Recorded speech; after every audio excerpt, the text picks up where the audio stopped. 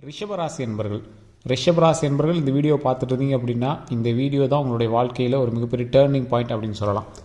ராசிகள்லேயே ஒரு முக்கியமான ராசி இந்த ரிஷபம். துர்க்கையினுடைய அம்சாவளி அப்படின்னு சொல்லலாம். அதாவது துர்க்கையினுடைய அம்சம் அதிகமாக இருக்கக்கூடிய ஒரு ராசி இந்த ரிஷபராசி. இந்த ரிஷபராசிக்கு ஆக்சுவலாகவே ஒரு உயிர் தப்பிய ஒரு தருணம் உண்டு. ரிஷபராசியோட வாழ்க்கையில் கண்டிப்பாக ஒரு டைம் உயிர் தப்பிச்சு வந்திருப்பீங்க. இது நடந்திருந்தால் நீங்கள் மறக்காமல் கமெண்ட் செக்ஷனில் பதிவிடுங்க. இந்த ராசிக்காரர்கள் தனியாக பேசக்கூடிய நபர்கள். நீங்கள் பேசிகிட்டு இருப்பீங்க, நார்மலாக ஒரு யார்கிட்டயே சண்டை போட்டிருப்பீங்க, திரும்பி வீட்டுக்கு போய் நீங்கள் போய்ட்டு உங்கள் வேலையை பார்த்துருப்பீங்க, தானாக பேசிகிட்டு இருப்பீங்க, அந்த விஷயத்தை இமேஜினேஷன் பண்ணிட்டு இருப்பீங்க, தானாக உங்கள் வாயிலிருந்து அந்த வார்த்தைகள் வந்துருக்கும். சரி, அந்த இடத்துல அப்படி பேசிடலாமே, இந்த இடத்துல அப்படி பேசிடலாமே அப்படின்னு அந்த செயல் நடந்த பிறகு நீங்கள் யோசிச்சிருப்பீங்க. அந்த மாதிரி ஒரு வினோதமான பவர் கொண்டவங்க இந்த ராசிக்காரர்கள். இந்த ராசியில் இன்னொரு ஒரு ஹைலைட்டான மேட்டர் என்ன தெரியுமா? இந்த ராசிக்கே உரிதான ஒரு சிம்பிள் என்ன தெரியுமா? மற்றவர்களுக்கு துரோகம் நினைக்காத ஒரு கள்ளம் கவடமில்லாத ராசி இந்த ரிஷபராசி. அதனால தான் அந்த இடத்துல ஒருத்தனோட மனசை புண்படுத்த மாட்டாங்க, வீட்டில் போய் தானாக பேசிகிட்டு இருப்பாங்க. இந்த ராசிக்காரர்கள் கலைத்திறனில் அதிகமாக ஒரு வல்லமை பெற்றவர்கள்.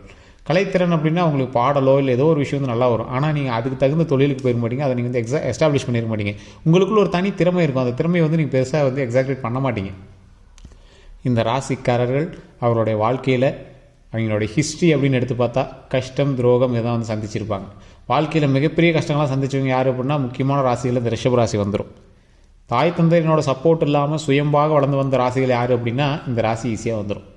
இந்த ராசிக்கு ஒரு குளிக்கும் போது தானாக பேசுகிறதோ, குளிக்கும் போது தானாக பாடுறதோ, தூக்கத்தில் பேசுகிறதோ, தூக்கத்தில் ஏதோ ஒரு விஷயத்தை இமேஜின் பண்ணிக்கிறதோ, தூக்கம் அதிகமாக வராமல் இருக்கக்கூடிய ராசிகள் இந்த ரிஷபராசி தற்போதைய காலகட்டத்தில் அமைஞ்சிருக்கு அப்படின்னு சொல்லலாம்.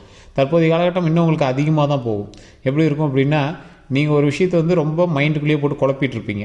அந்த குழப்பத்துக்கான பதில்கள் உங்களுக்கு கிடைக்காது. அப்படியே கிடைச்சாலும் அது உங்களுக்கு ஒரு சாட்டிஸ்ஃபேக்ஷனாக இருக்காது. இந்த ராசிக்காரர்கள் எந்த அளவுக்கு ஒரு வினோதமான ராசிக்காரர்கள் அப்படின்னா, ராசிகள்லேயே முக்கியமான ராசி எது? உங்களோட லைஃப்லேயே நீங்கள் ரொம்ப முக்கியமாக நினைக்கக்கூடிய ராசி எது? உங்களுடைய இந்த ராசிகளில் உங்களுக்குன்னு ஒரு ராசி இருக்கும் பார்த்தீங்களா? உங்களுடைய மனைவியாக இருக்கலாம், குழந்தைகளாக இருக்கலாம். இந்த மாதிரி ஒரு குறிப்பிட்ட ராசி உங்களோட ஆப்டாக இணைஞ்சிருக்கும். அந்த ராசியோடு நீங்கள் இருந்தீங்க அப்படின்னா உங்களுக்கு பலம் அப்படின்னு நீங்கள் நினச்சிருப்பீங்க. சில நேரத்தில் உங்களோட நட்போட்டாரமாக கூட இருக்கலாம். நட்போட்டாரங்கள் இந்த மாதிரி நண்பர்கள் உங்களுக்கு குறிப்பிட்ட ராசி இருக்கு பார்த்தீங்கன்னா, அந்த ராசி விட்டு நீங்கள் கொஞ்சமாவது விலக ட்ரை பண்ணிங்கன்னா கூட உங்களுடைய லக்கு கொஞ்சம் கொஞ்சம் இல்லை, ரொம்ப ஜீரோவுக்கு போயிடும் அப்படின்னு சொல்லுவாங்க. ஸோ அதனால் ஜீரோவுக்கு போகாமல் வச்சுக்கிறது நீங்கள் பெட்டர். உங்களோட இணைந்திருக்கக்கூடிய ராசினால் மட்டுமே நீங்கள் வளர்ந்துட்டு வரீங்க. அது உங்களோட மைண்டுக்கே தெரியும். சரி இவர் தான், ஆனாலும் அதை சொல்கிறது கொஞ்சம் மனசு நெருடலாக தான் இருக்குது. உங்களோட ஒரு நண்பர் இருப்பான், அவனால தான் நீங்கள் மேலே வந்துருப்பீங்க. ஆனால் சொல்கிறது உங்களுக்கு கொஞ்சம் ஒரு மாதிரி இருக்கும் மைண்டு. உங்களுடைய மனைவி இருப்பாங்க, அவங்களோட வளர்ச்சியினால தான் நீங்கள் வளர்ந்துருப்பீங்க. அவங்களுடைய பேச்சினால தான், அவங்களுடைய மூச்சினால தான், அவங்களோட உழைப்பினால தான் நீங்களும் வளர்ந்துருப்பீங்க. அதை நீங்கள் வெளிப்படையாக சொல்ல மாட்டீங்க. ஸோ இந்த மாதிரி இந்த ரிஷபராசிக்கு ஒரு கண்கட்டிய ஒரு விஷயமாகவும் கை கட்டப்பட்ட ஒரு செயலாகவும் சில விஷயங்கள் நடந்திருக்கும். ராசிகளில் ஒரு வினோதமான ராசி இந்த ரிஷபராசி. எப்படி அப்படின்னா, நடக்காத ஒரு விஷயத்தை இமேஜின் பண்ணுறது, நடக்க போகிற விஷயத்தை இமேஜின் பண்ணி அந்த மாதிரி ஒரு சுச்சுவேஷன் அமைஞ்சும் அந்த இடத்துல அதுக்கு தகுந்த மாதிரி நீங்கள் ஸ்டெப் எடுக்காமல் இருக்கிறது. ஒரு எக்ஸாம்பிளுக்கு, ஒரு மிகப்பெரிய ஒரு விஷயம் நடக்குது. உங்களுக்கு பிடிச்ச பெண் திருமணத்துக்காக ரெடி ஆகிறாங்க. அந்த பெண்கிட்ட நீங்கள் உங்களோட காதலை வெளிப்படுத்த போகிறீங்க. அந்த பொண்ணு என்ன பண்ணுது, அதுக்குமே ஒரு அளவுக்கு விருப்பம் இருக்குது. நீங்கள் பேசுவீங்களான்னு இருக்குது. உங்களோட கூச்ச சுபாவத்தினாலேயோ இல்லை ஏதோ ஒரு விஷயத்தினாலேயோ நீங்கள் பேசாமல் இருக்கீங்க. அது கல்யாணம் ஆகிற ஸ்டேஜோடு வருது. அந்த இடத்துல கூட உங்களுக்கு ஒரு வாய்ப்பு ஒன்று கிடைச்சிது. அந்த இடத்துல திருமணத்தை நிறுத்தி நீங்கள் திருமணம் பண்ணுற வாய்ப்பு கிடைச்சிது. ஆனால் அந்த இடத்துல நீங்கள் எதுவுமே பண்ணல, அதை நீங்கள் விட்டுட்டீங்க. ஆட்டோமேட்டிக்காக திருமணம் நடந்து வேறு இடத்துக்கு போயிட்டாங்க. அதுக்கப்புறமா நீங்கள் அந்த இடத்துல நீங்கள் பண்ணிக்கலாமே அப்படின்னு யோசிச்சு தருணங்கள். இதெல்லாம் உங்களோட வாழ்க்கையில் ஒரு எழுதப்பட்ட ஒரு விதிகளாகவும் எழுதப்படாத ஒரு சில கதைகளாகவும் உங்களோட லைஃப்பில் இருந்திருக்கும். இந்த ராசிகள் ஒரு விஸ்வரூபமான ராசி சார். விஸ்வரூபமான ராசி அப்படின்னா, ஏதாவது ஒரு விஷயத்தை நீங்கள் தொட்டீங்க அப்படின்னா அதோடைய கலகலன்னு உங்களுக்கு எதை தொட்டாலும் நீங்கள் லக்கா மாறும். லக்கா மாறுற அளவுக்கு உங்களுக்கு வழி வகுக்கும். அந்த வழியில் நீங்கள் போகாமல் ஏதோ ஒரு பக்கம் நீங்கள் டைவர்ட் ஆகி போயிருப்பீங்க. இதுதான் அதில் பெரிய ட்ராபேக்கு. ஏதோ ஒரு விஷயம் பக்கம் நீங்கள் பாட்டு டைவர்ட் ஆகி நீங்கள் பாட்டு பார்த்துட்டு இருந்திருப்பீங்க. இதனால் நீங்கள் நிறைய கஷ்டங்களை தான் நீங்கள் அனுபவிச்சிருப்பீங்க. ஸோ இந்த ராசிக்காரர்கள் எதற்காக நீங்கள் துணிந்து செயல்பட வேண்டும் அப்படிங்கிறத நான் ஓப்பனாக சொல்லிடுறேன். இந்த ராசிக்காரர்கள் நீங்கள் எக்ஸாக்ரேட் பண்ணி ஒரு விஷயத்தை யாராவது உங்கள்கிட்ட சொல்லி, சார் இதை பண்ணுங்க அதை பண்ணுங்க அப்படின்னு உங்களை யாராவது உசு பேத்துறாங்க, சார் இவ்வளோ போட்டிங்கன்னா லாபம் வரும், அவ்வளோ போட்டிங்கன்னா லாபம் வரும் அப்படின்னு சொல்கிறாங்க அப்படின்னா தயவு செய்து அந்த விஷயத்தை இப்போதைக்கு நீங்கள் தொடக்கூடாது. இந்த வீடியோ உங்களுக்கு கடவுளாக உங்களுக்கு முன்னாடி இன்டிமேட் பண்ணுற வீடியோ நினச்சிக்கோங்க.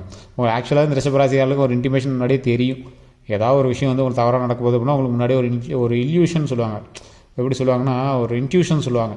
அதை வந்து அப்படியே உங்களுக்கு வந்து மைண்டுக்குள்ளே அப்படியே லைட்டாக ஓடிட்டே இருக்கும். ஆனால் அதுதான் அப்படிங்கிறது அந்த விஷயம் நடந்ததுக்கப்புறம் தான் உங்களுக்கு வந்து தெரியும். ஆமாம் சார், அந்த விஷயம் அப்போயே எனக்கு கிளிக் ஆச்சு, நான் அப்போ விட்டுட்டேன், அதுக்கப்புறமே நடந்து முடிஞ்சதுக்கப்புறம் தான் தெரியுது அது முன்னாடி எனக்கு பிளிங்க் ஆகிருக்கு அப்படின்னு. அந்த மாதிரி சொல்லக்கூடிய ராசிக்காரர்கள் முக்கியமாக இந்த ரிஷப ராசிக்காரர்கள் தான்.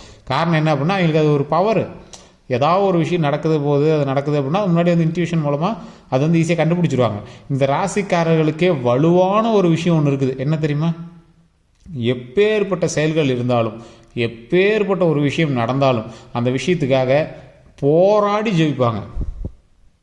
எங்களோட லைஃப்பில் எங்களவுக்கு போராட்டம் வேறு யாராலையும் பண்ணியிருக்க முடியாது. தொழிலில் முன்னேற்றம் அடைஞ்சிருக்காங்க அப்படின்னா இந்த ராசிக்காரர்கள் மட்டும்தான் தொழிலில் வந்து மிகப்பெரிய முன்னேற்றத்தை வந்து சந்திச்சிருப்பாங்க. மிகப்பெரிய ஒரு வெற்றியை சந்தித்த நபர்களில் இந்த ராசிக்காரர்கள் ஒருவர். மிகப்பெரிய வெற்றி, நீங்களாம் வந்து கனவுலையும் நினைக்க முடியாத அளவுக்கு வெற்றி அப்படின்னா அது இந்த ராசிக்காரர்கள் தான். சார், இந்த ராசிக்காரர்கள் தோல்வியை சந்திக்காத ராசி, யாருக்கு முன்னாடியே தலைவணங்காத ராசி, வெற்றியை மட்டுமே மனதில் வைத்துக்கொண்டு வாழக்கூடிய ராசி, மனமகிழ்ச்சியாக வாழ்வதற்காகவே தனது வாழ்க்கையை அர்ப்பணிக்கக்கூடிய ராசி, குடும்பத்திற்காகவே தனது சந்தோஷங்களை இழந்த ராசி அப்படின்னு தான் சொல்லணும். இந்த ராசியினுடைய வாழ்க்கை எதை நோக்கி பிரயாணிக்கும் அப்படின்னா குடும்பம் குடும்பம் குடும்பம், மனைவி மக்கள் குழந்தை, தாய் தந்தையர், அண்ணன் தங்கை தங்கச்சி, இது மாதிரி தான், தம்பி, இது மாதிரி தான். அவங்களோட ஹிஸ்ட்ரி எடுத்து பார்த்திங்க அப்படின்னா குடும்பத்துக்காக மட்டும்தான் உழைச்சிருப்பாங்க. அவங்களுடைய சந்தோஷம் அப்படின்னு பார்த்தீங்கன்னா குறிப்பிட்ட ஏஜுக்குள்ளே மட்டும்தான் இருக்கும். அந்த குறிப்பிட்ட ஏஜில் மட்டும்தான் அவங்களோட சந்தோஷத்தை லைட்டாக வெளிப்படுத்திருப்பாங்க. அதுமாதிரி அவங்களோட எக்ஸ்ட்ரீம் சந்தோஷத்தில் அவங்க வந்து தொட்டு கூட பார்த்துக்க மாட்டாங்க. என்ன சார் இப்படி இருக்குது அப்படிங்கிற அளவுக்கு தான் உங்களோட லைஃப் ஹிஸ்ட்ரியே இருந்திருக்கும். இன்றைக்கு வரைக்கும் உங்களோட ஹிஸ்ட்ரி எடுத்து பார்த்தீங்கன்னா உங்களுக்காக நீங்கள் பண்ணதெல்லாம் 0.5%, மீதி 99.5% உங்களுடைய ஃபேமிலிக்காக தான், மற்றவர்களுடைய சந்தோஷத்துக்காக தான். இதில் உங்களோட நண்பர்களும் உங்களுக்கு கூட தான். நண்பர்களுக்காகவும் நீங்கள் அதிகம் செஞ்சுருக்கீங்க. உங்களுடைய வாழ வைத்த நண்பர்களும் அதிகம், உங்களால் வாழ்ந்த நண்பர்களும் அதிகம், உங்களால் வாழ்ந்து கொண்டு இருக்கக்கூடிய நண்பர்களும் அதிகம். ஆனால் அவங்களால உங்களுக்கு பயனா அப்படின்னு கேட்டால் தற்போதைய நிலைமையில் பெரிய யூசேஜ் இல்லை, பெரிய அவுட்புட்லாம் உங்களுக்கு கிடையாது. நண்பர்களால் இப்போதைய நிலைமையில் உங்களுக்கு வந்து பெரிய யூசேஜ்லாம் கிடையாது. நட்போட்டாரங்கள் வந்து விலகி இருக்கிறது தான் நீங்கள் வந்து பார்த்துட்ருப்பீங்க. எந்தளவுக்கு நீங்கள் வந்து நட்போட்டாரங்கள் மீது அன்பு கொண்டு இருப்பீங்க அப்படின்னா, நட்போட்டாரங்கள் மீது நீங்கள் அன்பு கொண்டு அவர்களுக்காக நிறைய விஷயங்கள் செஞ்சுருப்பீங்க. என்றைக்கு அவன் வந்து உங்களுக்கு துரோகியாக மாறணும்னா அன்னையிலேருந்து நீங்கள் வந்து விலகி தூக்கி போட்டிருப்பீங்க. ஸோ இந்த காலகட்டத்தில் நீங்கள் என்ன பண்ணோம், நட்போட்டாரங்கள்கிட்ட நட்பு ரீதியாக இருக்கலாம், ஆனால் அதீத முதலீடுகளோ அதீத வருமானதாயிகளை போய் போடுறதோ அதெல்லாம் இருக்கக்கூடாது. அதேமாதிரி ஆண்களாகவோ பெண்களாகவோ இருக்கீங்க அப்படின்னா எதிர்பார்த்தவர் மீது ஈர்ப்பு வரக்கூடிய ஒரு நேரமாக தற்போதைய நேரம் அமையுது. திருமணம் ஆனவர்களாக இருந்தீங்க அப்படின்னா கட்டுப்பாட்டில் இருக்கிறது ரொம்ப நல்லது. தேவையில்லாத பேருக்கு எடுத்துக்காமல் இருக்கிறது ரொம்ப நல்லது. அதே போல் வண்டி வாகனத்தில் கவனம் தேவை, டாக்குமெண்ட் ரீதியான விஷயத்தில் கவனம் தேவை.